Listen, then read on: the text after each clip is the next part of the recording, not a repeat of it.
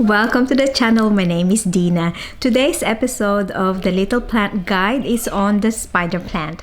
Some people may say, what a boring, ordinary looking plant. But hear me out, it's a wonderfully easygoing, fast growing houseplant, and it has great air purifying qualities. The spider plant belongs to the Asparagaceae family. This is the Chlorophytum comosum. The Chlorophytum is a genus of around 150 species of flowering plants. It is more commonly called the spider plant, ribbon plant, spider ivy, among other names. The plant is native to tropical and southern Africa, Asia, and Australia. The spider plant has long, narrow leaves that grows from a central point at the base of the plant, and it has fleshy, tuberous roots. This variety, the Chlorophytum comosum vittatum, is part of my collection. It has a wide, creamy white stripe down the center of the leaves. There are other wonderful varieties of the spider plant for you to consider. The plant grows tight rosettes of leaves. It produces long arching stems with baby spider plants dangling at the tip, hence the common name spider plant. It can grow up to 2 feet tall and about the same spread. The plant occasionally grows small white flowers at the end of its long arching stems.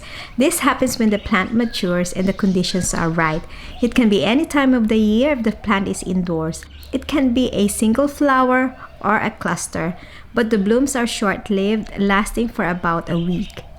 No, the plant is not toxic to both cats and dogs, and there is no known record of toxicity. The spider plant is easy to propagate. Propagation is best done during the warm growing season. A bushy spider plant can be propagated by taking the plant off the pot, carefully separating the roots, and cutting off a section of the tuber you want to propagate. Or the plant can be propagated by layering the plantlets in soil while they are still attached to the mother plant. When the plantlet has grown a new leaf, the long stem that connects both plants can be trimmed off. The easiest way to propagate the plant is to trim off the plantlets or baby spiders and propagate them in water or plant them directly in soil or potting medium.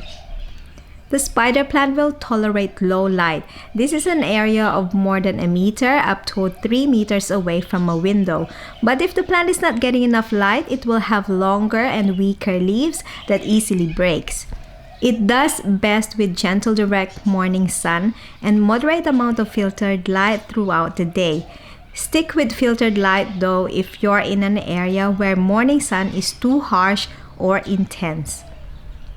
The spider plant needs moderate amount of water. In general, it will be about once a week. It's best to check the soil and let the top inch of the soil dry out before watering. The plant is also sensitive to the chemicals in tap water, causing browning of leaf tips. Let the tap water sit for a day before using it, or use distilled water, or the best option is using rainwater if it's available. To fertilize the spider plant, use a product labeled for indoor or house plants.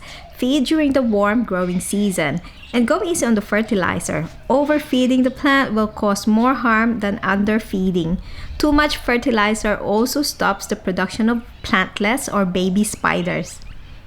The spider plant prefers a well-draining soil. A simple mix of premium potting soil and some perlite is pretty effective. The plant will thrive in cool to warm environment. The plant will start to suffer if the temperature is consistently below 10 degrees Celsius or 50 degrees Fahrenheit. The color of the leaves will change and then suddenly become soft and mushy if the plant was exposed to freezing temperatures. The plant will be fine with regular indoor humidity, but giving it a medium to high humidity will allow the plant to put out lots of healthy new growth. Brown leaf tips may mean that the plant needs more humidity. In general, the spider plant does not get any major pest attacks other than scale insects and mealybugs. Trim any dead or dying leaves to keep pests away and give energy back to the plant to grow new leaves. Keep an eye out for leaf and root rot. Things to look out for if you suspect root rot are soft mushy leaves, dropping leaves, and dark slimy looking roots. Healthy roots are usually white or light brown in color and look plump.